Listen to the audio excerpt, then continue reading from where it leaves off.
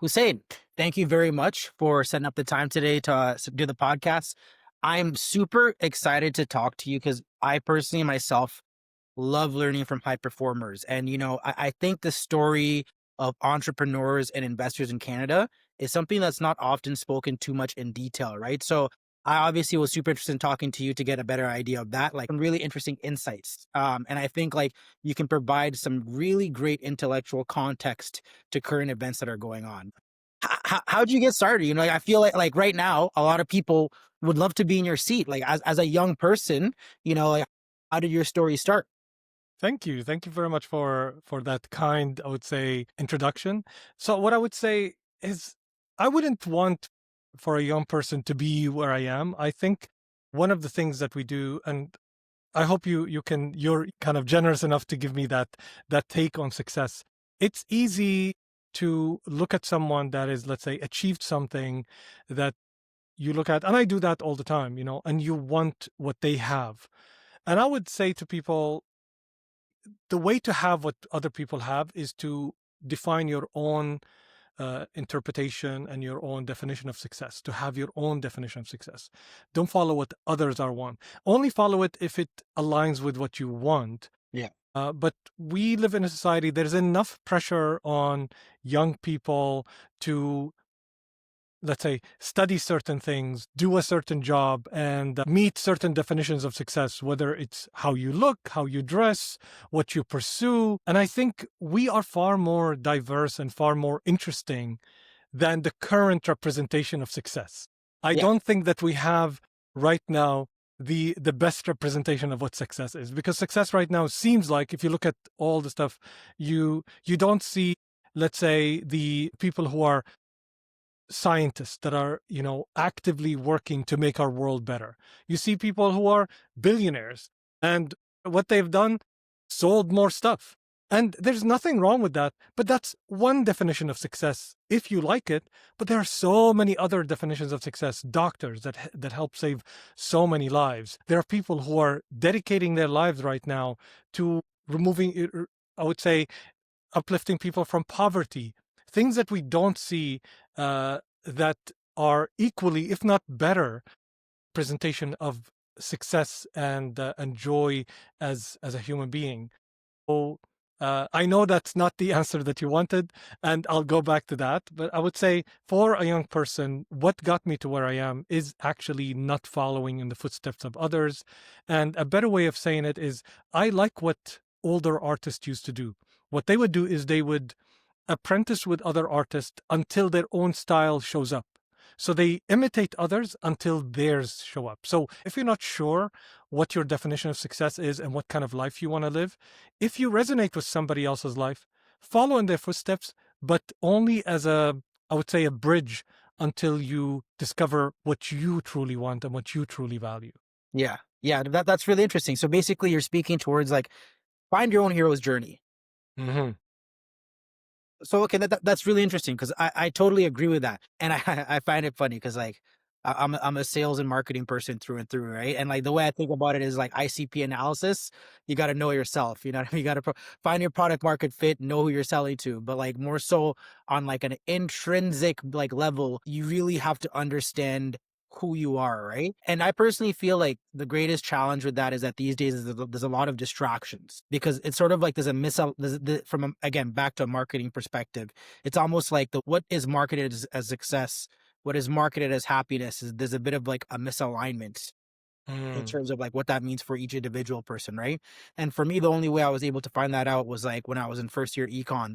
And shout out to Hannah Holmes, McMaster University, but she was talking about price versus value, right? So it's like the price of something is not necessarily the value; they're two separate things, right? And understanding that, I really realized like what do I really prefer?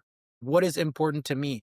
It may not necessarily be important to everybody else, right? And funny enough, another time I discovered that was when I realized that The Wolf of Wall Street was actually a tragedy and not a movie to look up to, right? So it's funny because My like God, yes. we're like the generation of millennials and maybe even I'm not millennials at the very least. We're the generation of misdirection. So I almost wonder like how does one like how does one surpass those challenges and those distractions that sort of like try to put you on a streamline of Mm. of maybe who you're not are like you know what I mean? Like Yeah. how do you stay true to yourself? Really simply put. Yeah, I think you need to spend a lot of time with yourself.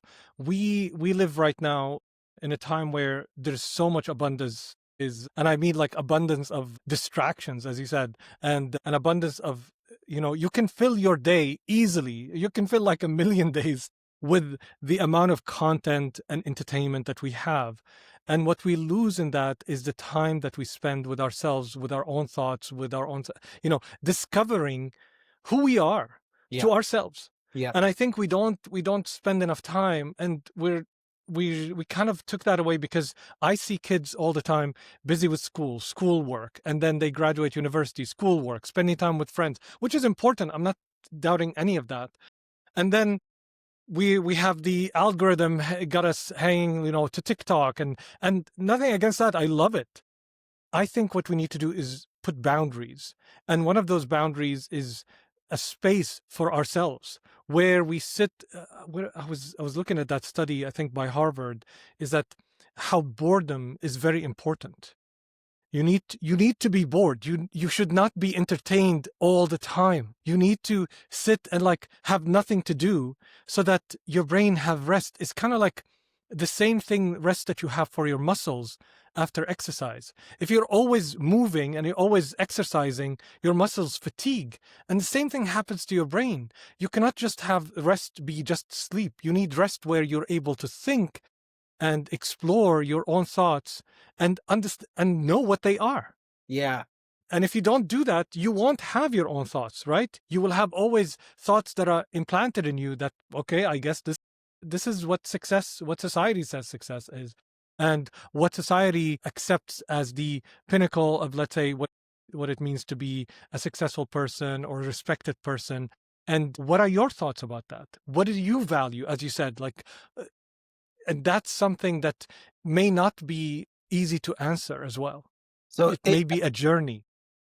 it is a journey, and for myself, I've had to take quite an extensive journey to figure out who I am. And you are correct. A lot of that time had to be spent by myself. And it's very interesting that you bring up that basically, you know, we're constantly in an assault for our attention because on a recent previous podcast, Stephen Purry was a guest. His whole thing basically is like how to be an effective remote worker. And he basically explains how like your attention is being assaulted on a regular basis. And this whole ADD, ADHD thing, obviously there may be like an inherent biological trait to it as well too, but it's also just like the technological infrastructure we're in is not Mm. indicative to like how we operate as people, right? And it's interesting because in that time I spent by myself, something I realized that like going back to what you're trying to say, stimulation had become my baseline. Right. So it's like I constantly needed to be stimulated. And when I was not, I was seeking stimulation and that was anxiety. So it was really interesting how like I was able to determine like, you know, like the causes of like my little triggers and like what would make me feel certain ways, right? But again, that was really yeah, spending a lot of time and being very analytical and being very introspective and to be quite frank, like not the most popular guy. You know what I mean? Yes. So a weird guy who sort of is like really not going out too often, spends a lot of time by himself, sort of thinking, pondering out. Even this podcast, to be honest, was like a very introspective like project initially, right? So I totally agree with that.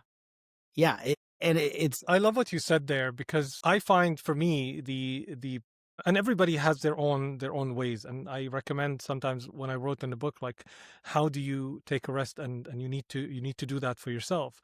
So I grew up at a time where we didn't have that much entertainment, so I was forced into that. So and we grew up the the mechanisms of the mind, not that I'm a specialist in it, but the mechanism of the mind is that we are geared to notice difference, to notice something that is new, because let's say the apple that is red on the tree is different than the green. So we yeah, need to notice it because that's how we get food, for example, and that's how we survive in the environment where we evolved over hundreds of thousands of years.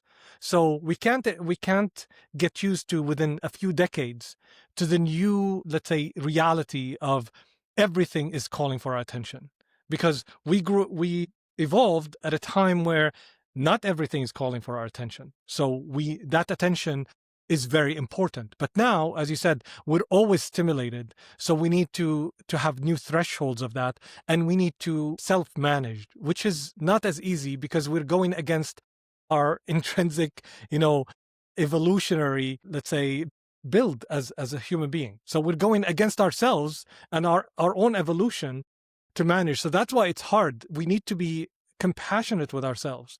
This is hard work that you're going against what you're used to, because that constant stimuli is dopamine to our brain, and which we love it, we crave it. So we need to have a lot of self-management against that. And what that gives you, though, when you take time to think, when you take time to open that old technology, a book to read. I always recommend books, not because in the past I recommended books because they provided us information. Now, ChatGPT can break down whatever you need to get from a book in a small paragraph. But it's not about the information. It's more about immersing yourself and giving your brain space to immerse for 9, 10, 12 hours in a topic or a story. And what that gives, it gives your brain a different kind of feel for that kind of learning. It Yeah. has a different, I would say, nature to it. And I think we need to engage in different nature and mechanisms of how we learn, how we engage with the world. And that Yes. needs to be more intentional.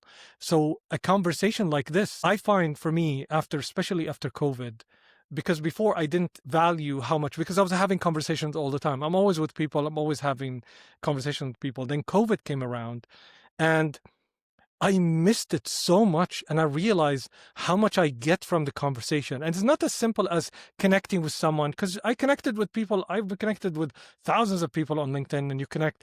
But there's a different feel for a conversation where you're for an hour or so locked in a place with someone, different place, and you're engaged with that person. Your brain acts differently, your body, everything about you acts differently. So I crave those. And I think there's so much into it that if we enter into these kind of experiences with an open mind, I don't know what it is for you, but it becomes for everyone is something different. And try to find the things that give you those kind of feelings different than the usual. Yeah, no, I totally agree. And it's actually funny because as much as it's important to be by yourself, I do think it's all conversations with people are very important, but genuine conversations. Mm-hmm. Because it's funny you bring that up. During the lockdowns, what saved me is at that time I was working sell side finance at a fund company.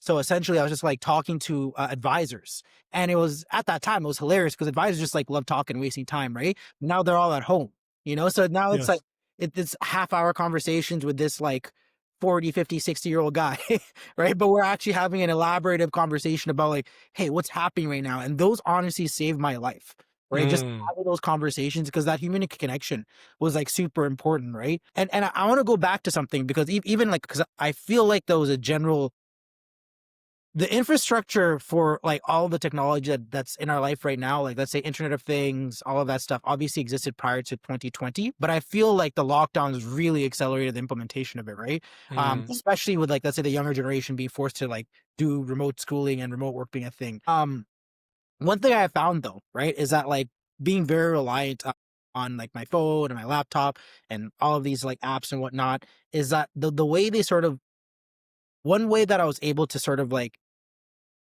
get my attention back was to try to ground myself in the present.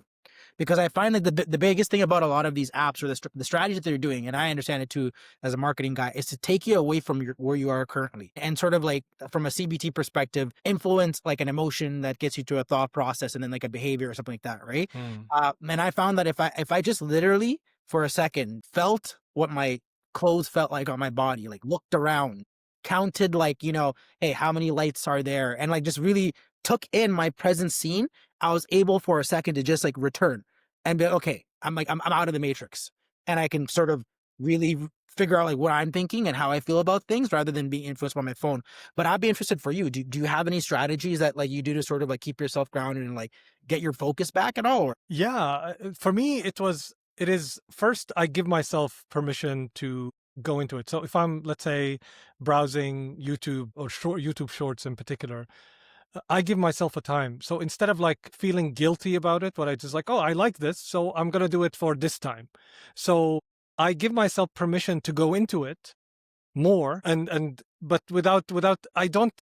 I stopped playing this game of like, oh, I shouldn't be doing this, but I'm doing this, like kind of this, because that is, I think, is the trick, because it's like I'm doing something that I shouldn't be doing, but I want to do, kind of thing. And it's weird. So I started doing where, I'm going to do this and I'm going to do it for the next, I don't know, hour. Sometimes I feel like, hey, I really don't want to do anything and I want to do that. I was like, I'll give myself an hour. But then I I actually commit myself to some things. Like, in return, this is what I will do. Like, I will answer these emails, or I will go for a walk, or I will talk to someone. So I actually connect it to something else. It's like a reward and kind of work that comes to it. So and sometimes it works, sometimes it doesn't. And what I think that kept me balanced is I'm always compassionate with myself, that I understand that I'm not a machine that will commit to every moment has to be exactly how I want it. That I'm gonna fail in my Yeah, goal to achieve that, yeah, and I'm not gonna make it all the way. But I notice, I was like, how well did I do? yeah, I wanted to spend half an hour on YouTube Shorts. Did I spend half an hour more, less? And what I'm gonna do next time? And yeah, I'm not too anal about it, like I have to do it, and it has to be exactly how it is. It's sometimes like, next time I'll do a little bit better. Next time maybe I'll do it, but while walking, for example. mm, And so I try different things, and the more I try, the more I learn about myself. And that is the key thing that kept me going, is that throughout all of these, I'm learning more about myself. And the more I learn about myself, I can design my strategies to work with me. So the strategies that work with me is, I go prepare let's say, I try to serve other people. Like, for example, for my wife, she loves coffee. So even though the coffee machine is here and it's always a press a button, I make her coffee. So it's a moment, like, it's 2 minutes, but I'm separated from whatever I'm doing, and I'm bringing coffee to her. So it forced me to see, is like, hey, how you're doing today, all of that. And it's funny. It might sound like it's your wife, she's your wife, and you're actually always interacting with her. But you would be amazed that sometimes you go like 2-3 hours without talking.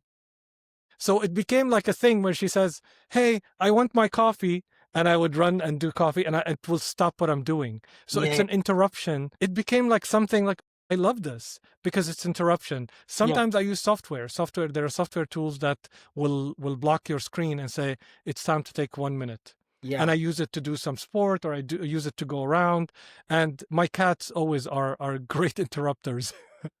That I have to take it. So I use different, what we call them in coaching, we call them structures. Yeah. So it's a structure that allows you to do something or remind you of something, and I use those in my life. That So that's really cool, because it's almost like, I would almost call that like a CPU hijack prevention system.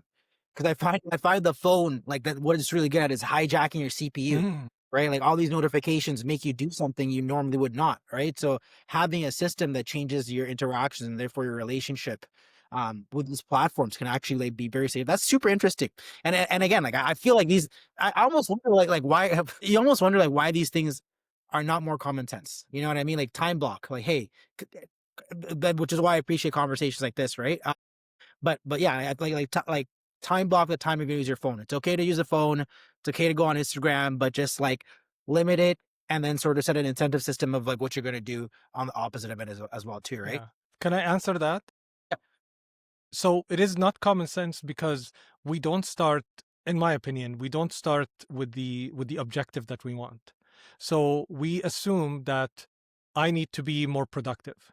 That is that I think that's a wrong starting point. You need to start with what your goal is, what your objective. So why do you want to be more productive? And what does that mean? Instead of doing that, say, I want, for example, today to answer 100 emails. For example, like, it's a small thing, but let's say I want to answer 100 emails. So then you engage whatever strategies you put together to do that. There's a goal attached to them. So the strategies don't matter. It's like we say that usually in planning. We say planning is more important than the plan, because the plan will almost always fail. Something will come in the way, but the planning is what's important, because you engage into what are you really after. yeah, And you may find different ways of doing it. You may do it faster than possible. So I would say start with what your objective is. So for example, it can be, I want to have a great day today. And what does that mean to me? Not for others, not for my job. What does it mean for me? What are the key things? Like we call them objectives and key results. What is Yes. the objective for me? And it's usually a general thing that is not quantifiable. Like I want to have a great day today. And what that means is like, I need to finish this. I need to take care of that. I need to have my coffee at this time. I need to go for a walk, whatever it is. And those are things that are meaningful for you. And then you go search for strategies, because then your mind will pick up on the strategies that are the most, that you think are the most effective for that. And then you try them. And then the next time you try different things, and you try until you morph the strategies that you're finding, because there's a lot of people with great ideas around the internet. But what matters is, do they work for you? And Mm. are they helping you achieve your objectives, the results you're after? Mm. So it's almost like the planning just builds the analytical nature of your brain. And then like Yes. that itself is like what's going to give you the reasoning Yes. to be And you successful. become more skilled at it as you go. Instead of collecting, like what people do is they search is like how to be more productive. And somebody says this, okay, I'll take this and apply it. And hang on a second, like this person developed this approach for a certain perspective, and it's Yes. through a certain experience. Yeah. So it's not that you don't take it, but apply it for a certain objective, because then you will see what breaks apart and doesn't work and what works for you.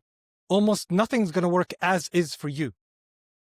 That's super interesting. And I also think that's a very important message because of influencer creator, what you know, call them, that I like a lot, but I think the messaging may be misaligned for a lot of people is David Goggins, right? Mm. David Goggins has a great message in terms of like work ethic, but like people need to understand like that's it. You know what I mean? He has a, but like, what are you doing that for? Right. So, cause like there's this weird grind culture as of late where it's like, as you're saying, just Or grind, hustle culture, yeah. be more productive, but you're not really doing anything. It's really interesting though. I also find it too. And I actually wonder from your perspective, even from a commercial perspective, there's like a lot of companies that I realize now that are working hard, but aren't really doing anything. You know what I mean? Which I find very interesting because, okay, so, because like one of the great, this has changed. One of the most annoying things is like when a company essentially wants to pay for marketing for clients. Does that make any Mm. sense? So it's like there's a business, they have no clients, they want to pay for clients. And it's almost like I'm still at my young age trying to figure out the best way to say that's not how this works. You know what I mean? Yeah. Because like you're setting whoever you're paying to do that, you're setting them up for failure. That's not how it works. You have to create value. And then the clients come, right? And I guess, yeah, going back to what we're trying to say, you really need to determine like what your goal is in the first place. It shouldn't just be like, you know, hey, okay, I want to make money. Sure, that's like an outcome, like a byproduct. But like Yeah. what are you doing to make money? It's What's not that for? Yeah. exactly right. Like it's an Yeah. algebraic equation.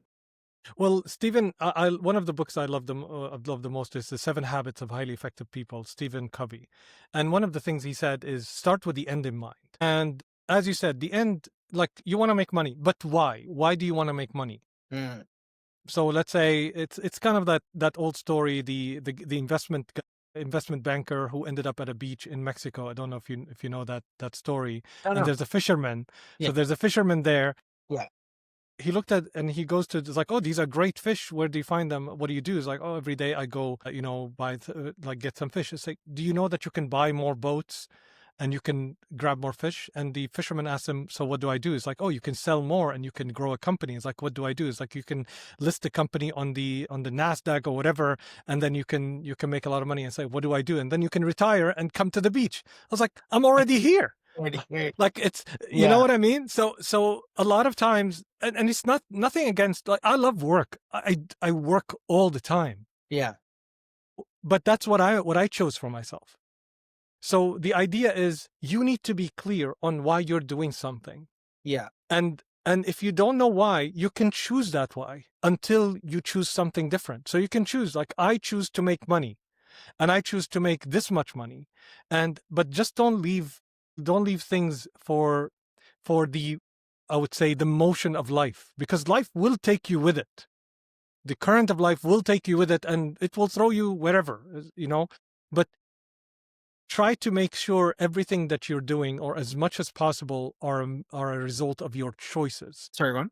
No, go ahead. That's And it's no, that's really interesting because then like the next thing that sort of brings me into the next question because that fisherman story is actually really interesting because it sort of brings me back to like misalignment for people of what success and happiness is, right? And I almost wonder if like that's happening because on a larger level, our institutions and to be quite frank, maybe even our governments have a misalignment as to what success is right now. And it's funny because like my girlfriend we were actually just talking earlier today because basically she was just there's obviously a lot of change happening in the world right now, and like she's sort of like wondering why, right? And like I feel like for me, I look to books like and I forget who the authors are, like The Fourth Turning.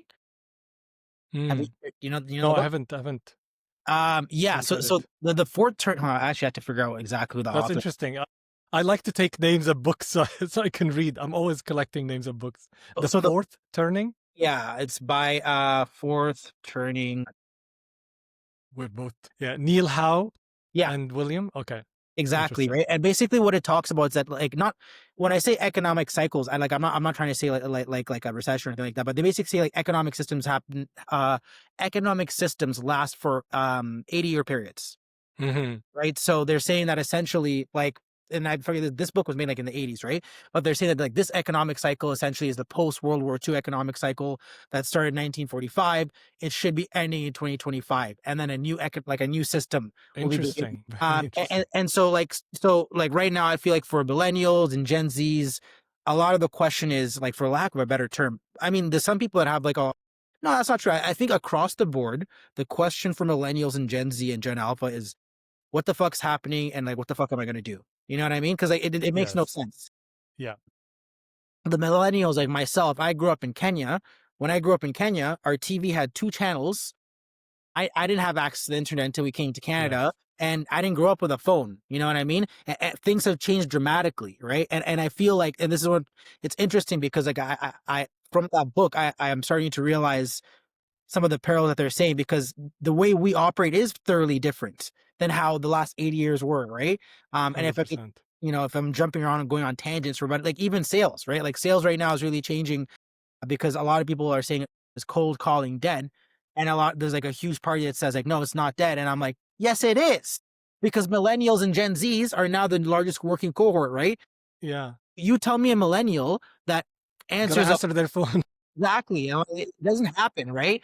So it's like just like there's so many just there's so many things that are changing, right? Just like the way we communicate, the way information is transferred, all of these things are significantly different, and it makes me wonder, considering the fact that from like our policymakers and even the ones that are responsible for major, let's say, commercial institutions, right, like companies, right? They're old. These are old people, right? Like, so they don't really understand, like what's Yeah. happening. So I wonder if there's like a misalignment right now of what 100%. success is, like what like because Yeah. I sort of see the reverberations of it because it makes sense because as a government right now, if you're here for a 4-year term, what do you determine as success in 4 years? You don't, and does it make sense? Does your definition of success make sense for the whole demographic of people? And is that why maybe there's a misalignment in goals right now? Interested in hearing your thoughts about that. Yeah. I think one of the biggest challenges I think that we have is everything that we teach people doesn't align with life. That is the misalignment. So that creates a massive paradox, and like people, young people in particular, they grew up, they go through the what society have decided, and I'm generalizing here. So what, you go to school, you go to university, you work a job, you build a life. Let's say these are generally how it is. But life doesn't work like that. And people are different. And school has been built for a certain kind of trajectory of life. The trajectory that says you will need this in your job, or you need to develop this so that you can work within society. But what happens, I mean, do you need this to become Taylor Swift, for example, or Travis Kelce, for example, Yeah. which are now driving the economy? What is it? I saw like this video where there was the concert of Taylor Swift, and there were like 50,000 people outside. I don't know if you saw that video. It's insane. It's $1 billion business for every city. The cities are running after Taylor Swift to come to their city as much as they run after an Amazon headquarters. Yeah. So these things do not align. And you see somebody who's, who's 14-year-old dance on TikTok, and suddenly they have millions of followers, and suddenly their whole family is an industry on their own. Well, yeah, like the Costco people, the cookie. Yeah, yeah, yeah. So if you, I mean, like, so how we teach people doesn't align with what they're seeing, and we would be better, I would say, better informed, or better positioned to tell them, listen, life is complex, and the path that you're on right now, the idea that you need to choose a career, whatever, is complete bullshit. What you need to do is you need to discover who you are, and that's why you see them rebelling. It's like, I want to know who I am. I want to choose. I want to my identity, whether it's sexual identity or other gender identity, or what my belongings are. I don't fit into what society have decided for me. Yeah, I am my own person. And yeah, that's great. We need that because yeah, we are better through that. But we don't have the structures yet in society. And we see this push and pull between systemic, because we have the personal domain, the community domain, and the systemic domain. The systemic domain takes a long time to change. The community domain is usually is where you join in to different communities and overlap. That's why they go to online communities and they're in different communities, because that's where you express who you are and you make your friends. And the personal domain is between you and yourself. We don't have enough resources for any of those because society was not meant for that. Society thought of you as a particular person. You're either a man or a woman, let's say, from a gender perspective. You're either a working man or not. You either have a career or not. So you have certain boxes that you tick or don't. yeah, And when you're a community, you're either, it's communities. When we grew up, it's your neighborhood. You didn't have communities where you connect with someone who's in China, for example, or in Taiwan or whatever, across, and they have a completely different cultures, but you align on interest. For example, you love gaming, or you love, so you didn't have that. So society is not ready to deal with that. yeah, So it's like, communities for you is your neighborhood. So all of the community support is within your neighborhood, community centers that we call them. And then the systemic forces did not account for, nations.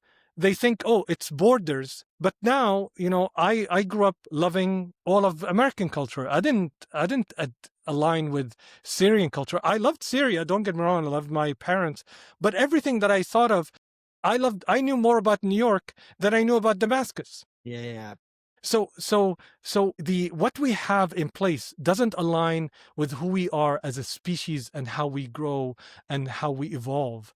And I think that is the problem. And what we need to do is we need to continue to evolve this. What we thought, which is like, this is great, and now it's worse even. Let's go back, like we have, go back to when we were great, Yeah. instead of moving forward to, like, how can we evolve these systems and these communities and who we are as people to align with where we are and evolve faster.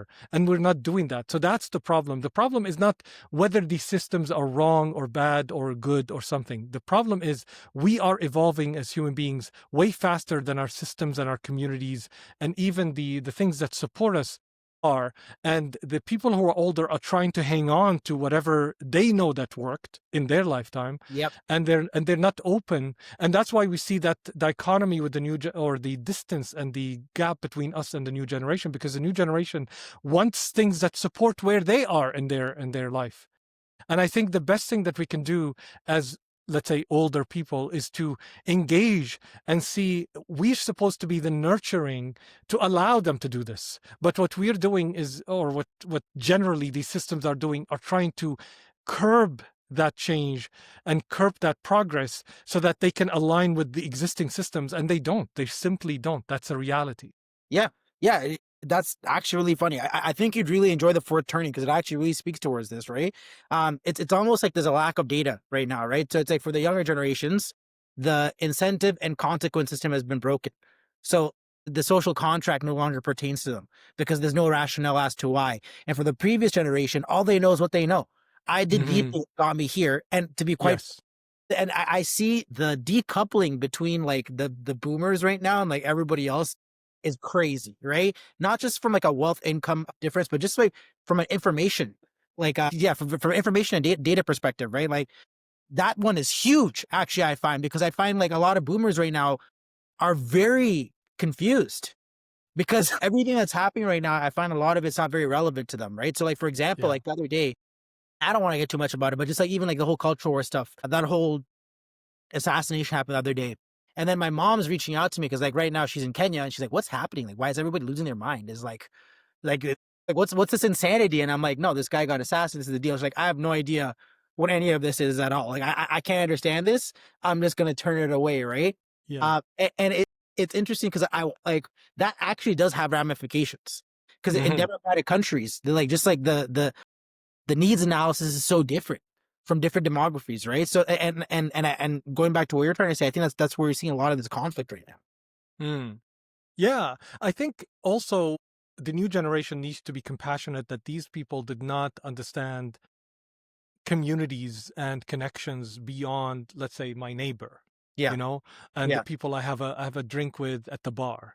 yeah, That was the extent of my world. And then the news and what the news told me, the news at that time when I grew up were meant to be, honest, It wasn't a propaganda. I mean, it was, but in general, yeah, expected when somebody talked to you, it was a time when the handshake meant something. yeah, yeah, yeah, You know, yeah. of course there were scam artists, whatever, but it wasn't that rampant. Yes, So that's why you see, let's say, a boomer would see something on Facebook. It's like, that's true. I was like, no, wait a second, you need to check. They're not used to, like, they didn't have. I was telling my kids about something like very simple, yeah, yeah, skincare. yeah. Like something that is mundane. That's now like we shouldn't have a conversation around. But skincare. When I was younger, when winter came about, I would my skin will be very itchy.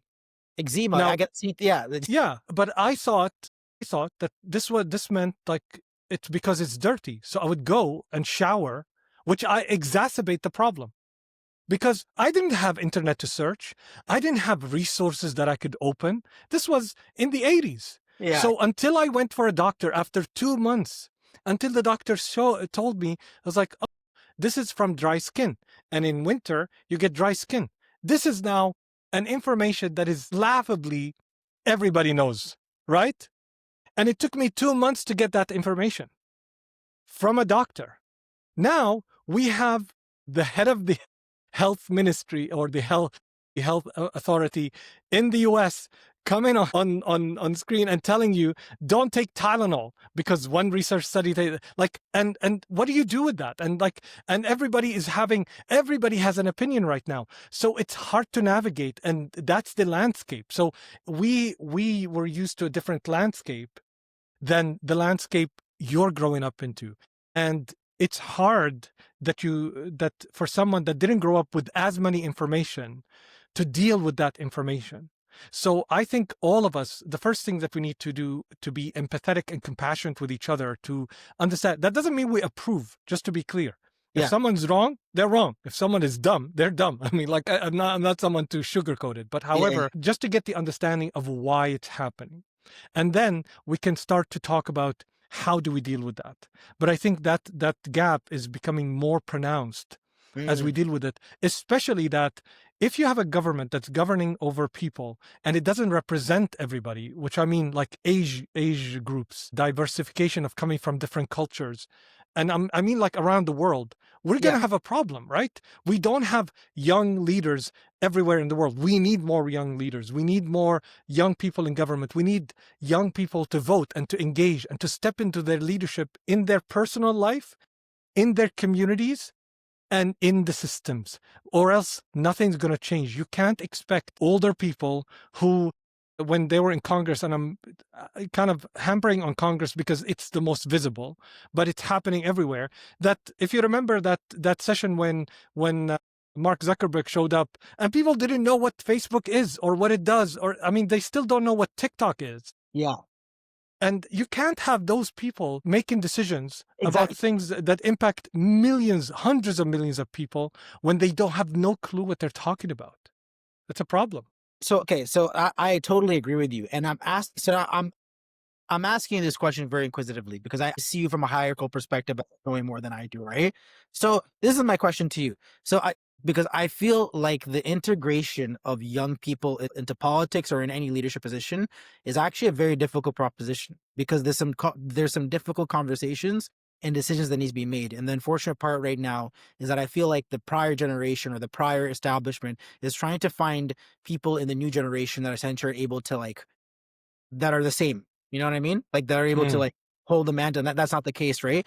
I'll give you an example. So when I was in my undergrad was in political science, and I was the most unpopular political science student process because essentially my thesis was around the fact that we were being sold that globalization, we were being sold all the positive merits of globalization, which is great, but we're not looking at the negatives, which is hilarious because I'm a Kenyan immigrant that moved to Canada in 1999. mm, Basically, I was speaking towards a lot of things that you're trying to say. So one of the ones specifically was the integration of new populations into communities is going to have an effect on policy because culturally these are very different people that are now living in the same area, right? And I personally believe that because as a Kenyan that moved to first Edmonton and then Guelph and then Oakville and then Pickering, these are very like white areas, honestly, right? So, and I'm like a very Kenyan person. There was nothing wrong with the people there, but I always knew I was different. I was very, very different, and for a lot of reasons, it was hard for me to actually like integrate because I was different. You know what I mean? And it's almost like there was this idea of like, no, like, everyone's the same. Just adopt it, but that's not the case, right? Like I feel like there needs to be a bit more of like an intensive conversation of how do we deal with that, right? mm. And I feel like the unfortunate part, so for one, like that's a difficult conversation. And I feel like that conversation has been hijacked by elements of the right that have become hyper racialized, right? But I feel like it was just a conversation that needed to be had.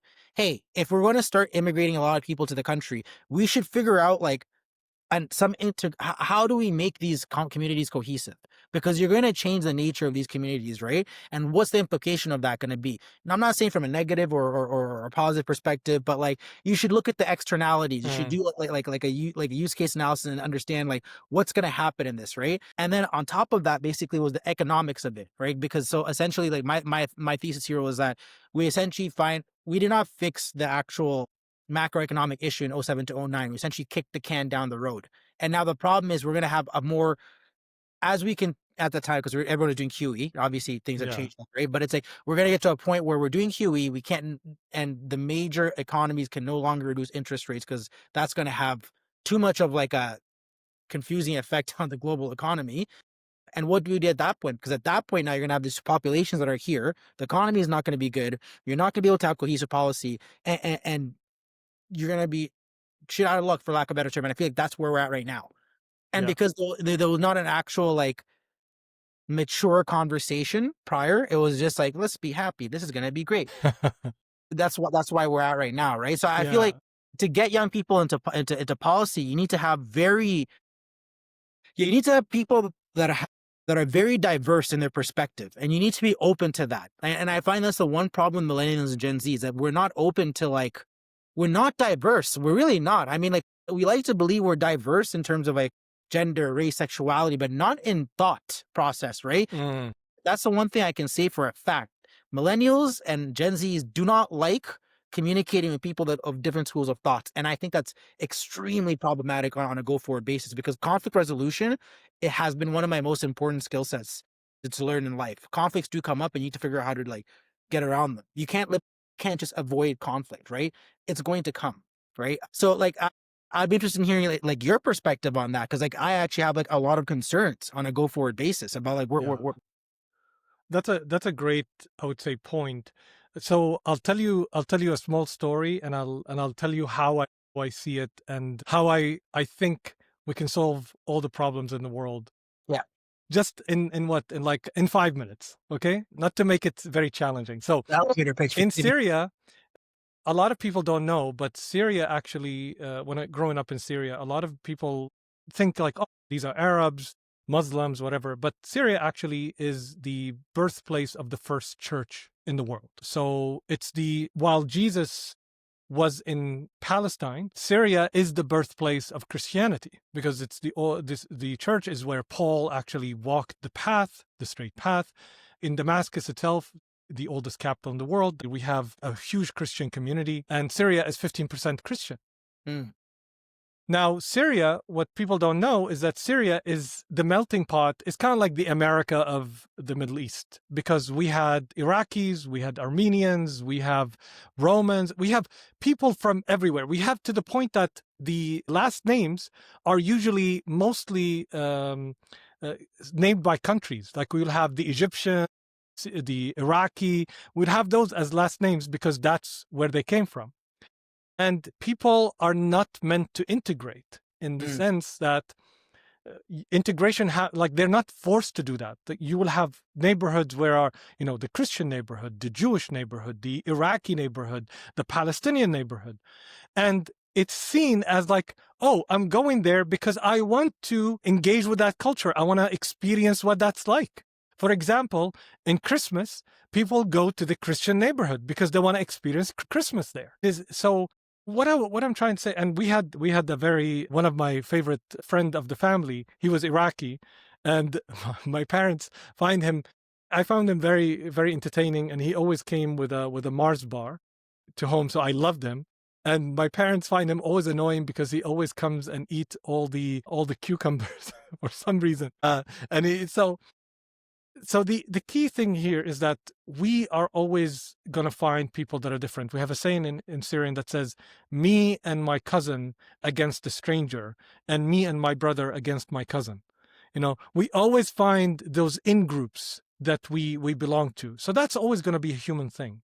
yeah. So integration is something that I would recommend that needs to happen naturally and by choice, rather than you need to integrate. What we need to do is we need to get used to the fact that we are a diverse people, and people are going to move around for different reasons. And we're going to have that as climate change happens and all of that.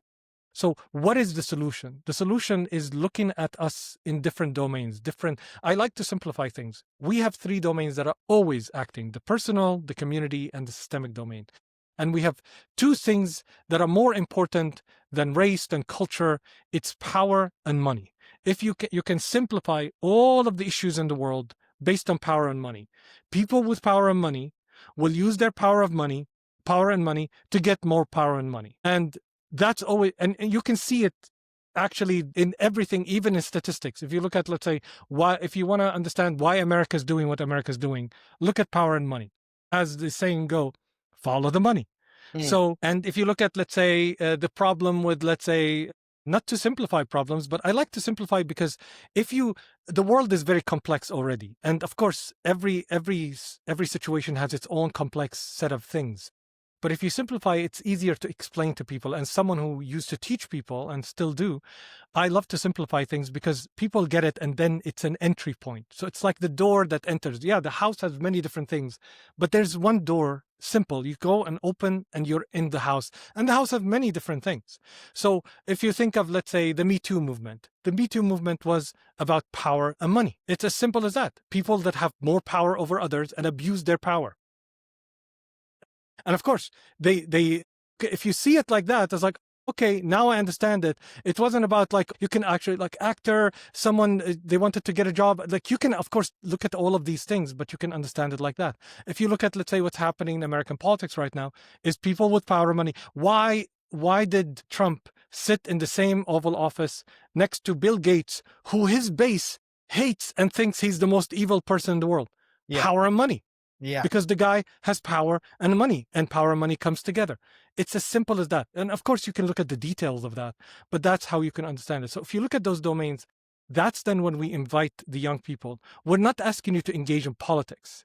We're asking you to step into leadership, because life, you have to lead. You have to lead on the personal domain, you have to lead in your community, and you have to lead in the systemic forces, because they influence you. And they think leadership is about, stepping into a position. No, leadership is about leadership. It means taking responsibility. You have to take responsibility of your life.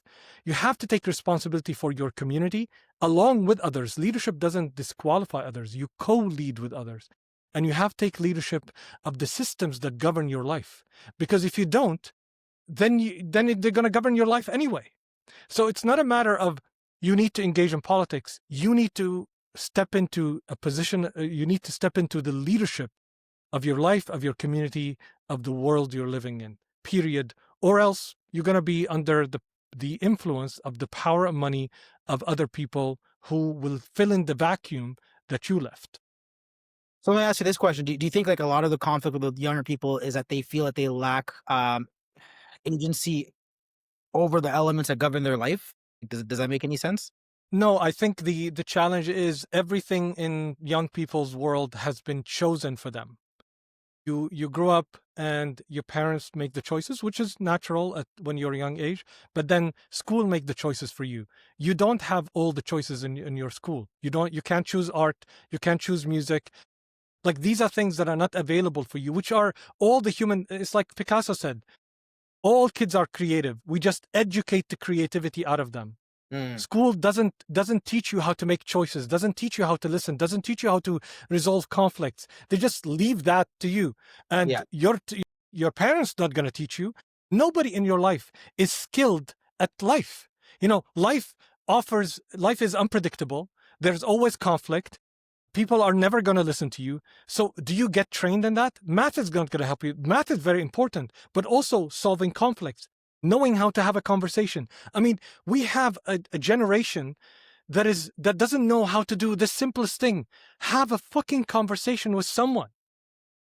Like it's and I don't mean like me being old talking about that. I mean like, people saying, well, this incel problem. I don't know how to talk to a girl. What the fuck is going on? Having a conversation is the simplest human things. And all you have to do is put kids with each other. But what we do is, at school, you attend the class and the teachers are not involved at all with what happened after. All you experience is bullying or inner group. So of course you're going to have that. So I'm not blaming them.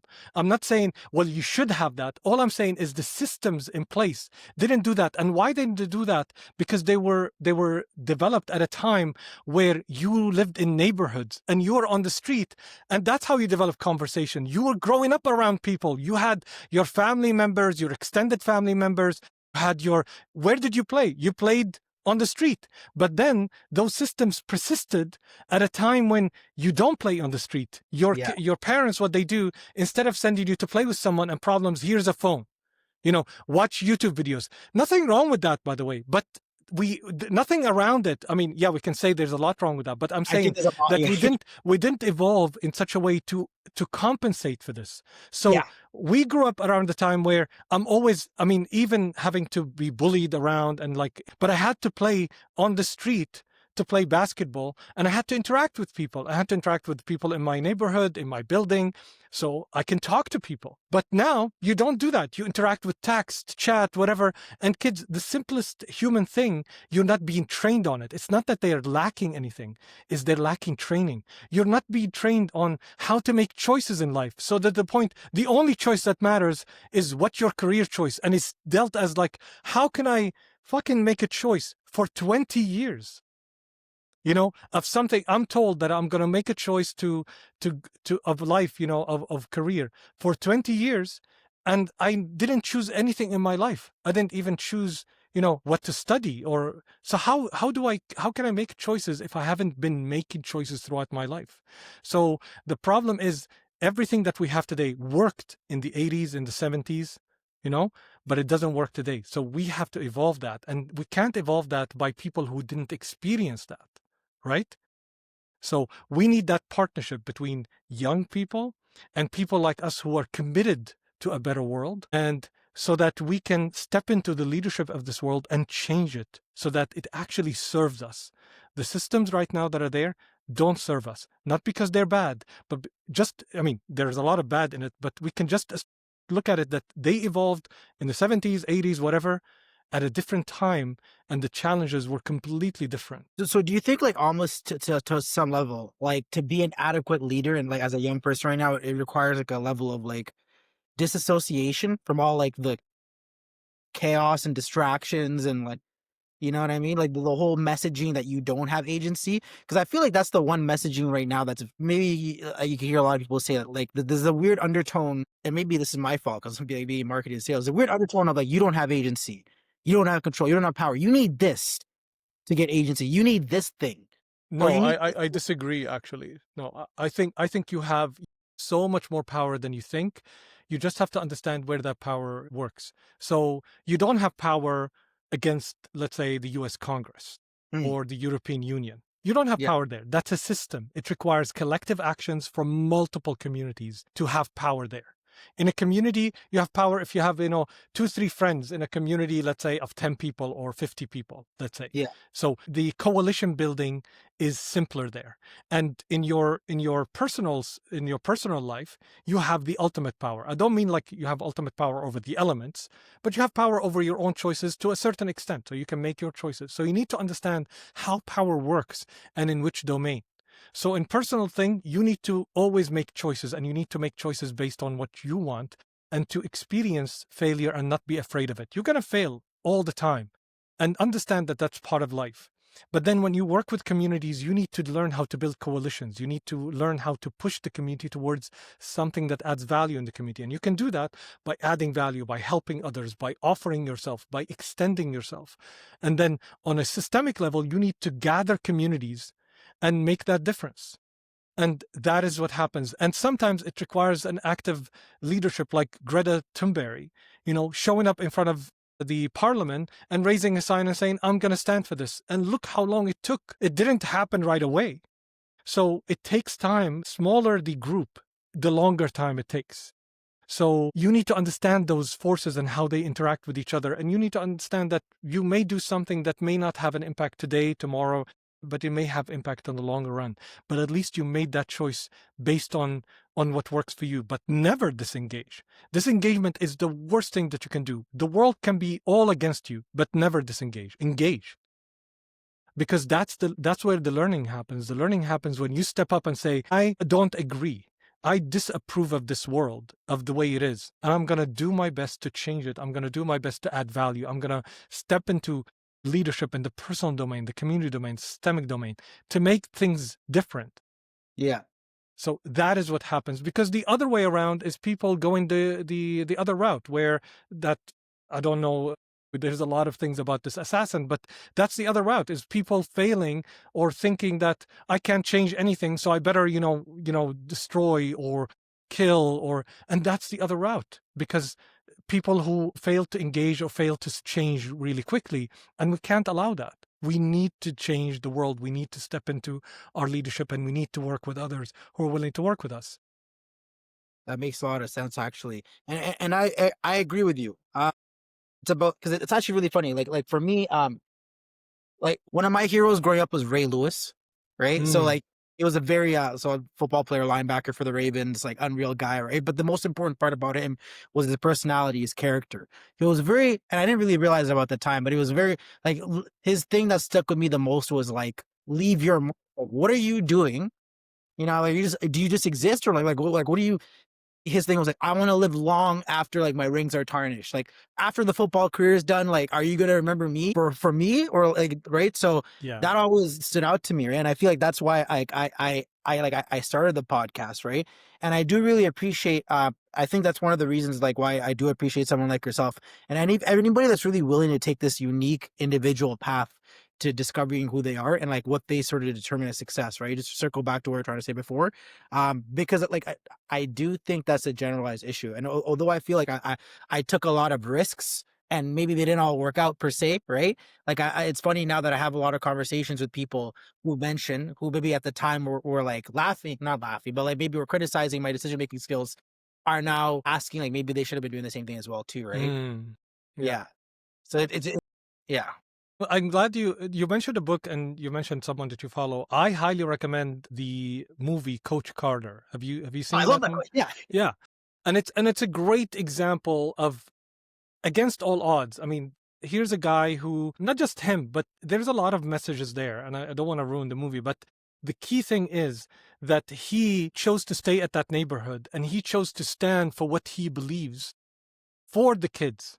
And everyone, even the community, even the parents of the kids were against him. And he chose to stand his ground because he served a higher purpose. And the other thing that I liked about that movie is that the things that you do, like when he first trained them and he didn't let them touch the ball, Yeah. but he built that base. So sometimes the things that you do that are not showing results, but they are what is needed to show results. So sometimes having conversation and resolving a little bit of conflict with your friend will go a long way to building those muscles to be able to help other people along the way. You don't have to. Sometimes we think, and I'm guilty of that. Like, I remember, what is it, like a few weeks back, I'm very active on LinkedIn. I'm very active in writing, and I stopped for 2 weeks, and I was very disheartened because I was saying to others that, I fell into this depression. It's like nothing is changing. I'm writing all this writing. I'm screaming at the loudest of my voice. I'm coming on, podcast. I wrote this book, but nothing is changing in the world. I felt disheartened. I felt depressed. And it's like, it took me a while to go back, but then I went back and I said, you know what? A lot of these things, I'm giving voice, even if it's one person. And I remember when I used to show up in workshops, and I focus on the people who are not paying attention Mm, or not be getting value, and I forget the one person that's getting value. yeah. I am there for that person. I don't have to be there for everyone. For your change in the world doesn't have to show up, in millions of people. I know that's very alluring, and to feel yourself as an influencer, as someone who has influence over millions of people. It's great to have that platform, but it starts by influencing one. And that one may be yourself. Bettering yourself is the least thing you can do. And you can do it now. It's available to you now. No matter what your life, no matter how much pressure you have in your life, this is available for you to make choices in your life, even for how you control a second. I remember when I landed here in 2014, I came and I had 20 years experience. And I came to Canada and I started to look for a job. And I was like, oh, I have 20 years experience. This should be a walk in the park. 6 months later, running out of money, 200 job applications, one lousy interview. And I was like, this is not working. What's going on? I lost faith in myself. I lost, this is not going to work. I've never faced, between my expectations and what I faced, it's not like, I got some job interviews or zero, it's like nothing worked. And I had all the experience. I was like, what more can a man do? So I can relate to people who are coming out of university and they worked at university, and I have an engineering degree. I had so many certifications. I won awards.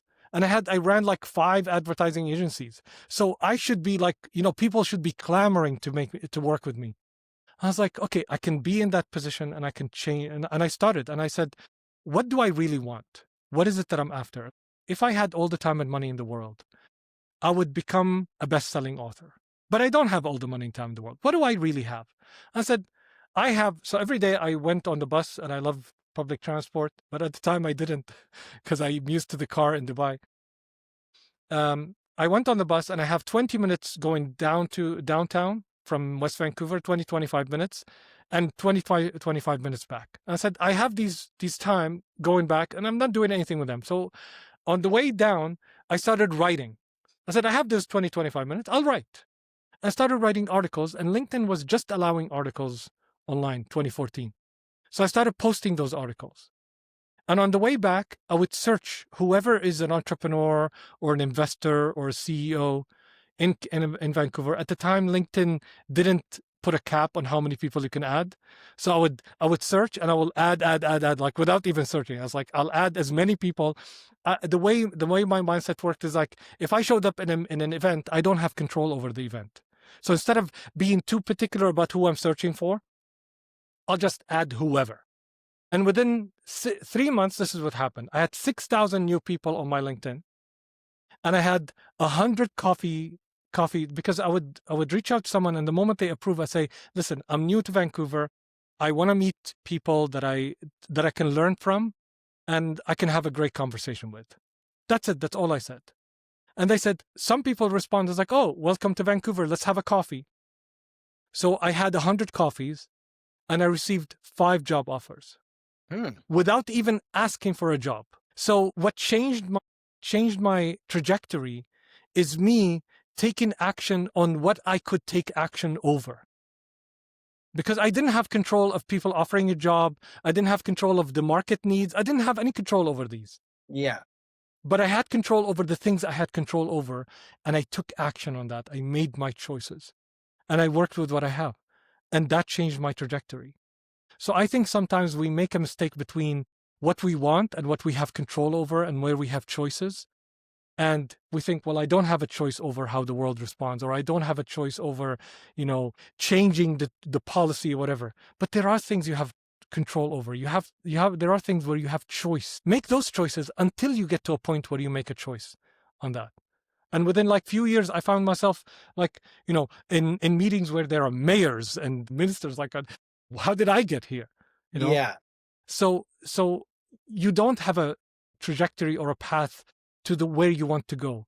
So start with what you have right now and just open yourself up to what is possible and work with what comes your way. that's so interesting. So it's like in culmination, it's like control your mind, control yourself, and then like control the aspects of life that you do have control over. Make choices. Continue to make choices and see what works, I would say. And work with what the results happening. It's kind of like take a shot at the basket. If it goes in, it goes in. If it doesn't, learn from it. And even if it goes in, learn from it. It's like, okay, how can I shoot? And shoot it from different perspective until you become your version of Michael Jordan. But all you can do is shoot at the hoop. That's it. And make some suicides. Watch Coach Carter. Yeah. That's a really great message. And honestly, I think that that has a lot of great impact. I would love to follow up on this and do another episode sometime. But in the meantime, just to wrap this up, where is the best place for people to reach out to you where you want them to reach out to you? HusseinHallak.com. Reach out there. You'll have links to my writing, to my book. You can send me an email. Yeah, hopefully this helps someone out there. Make choices. And as you make choices, make better choices, make greater choices, and learn about yourself in the process. That's awesome. Thank you so much.